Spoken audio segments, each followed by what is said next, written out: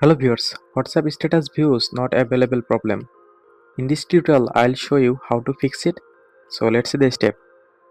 For solving this problem, first of all, just go back. Now click on three dot icon. Go to settings.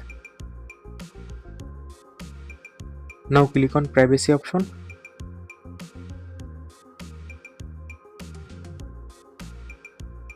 Here you can see read receipt option. Just enable this option.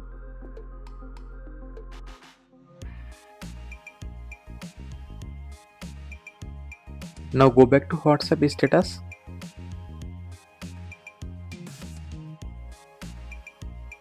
And see problem solved successfully. In this way you can easily solve this problem. So thanks for watching. Stay connected for more updates.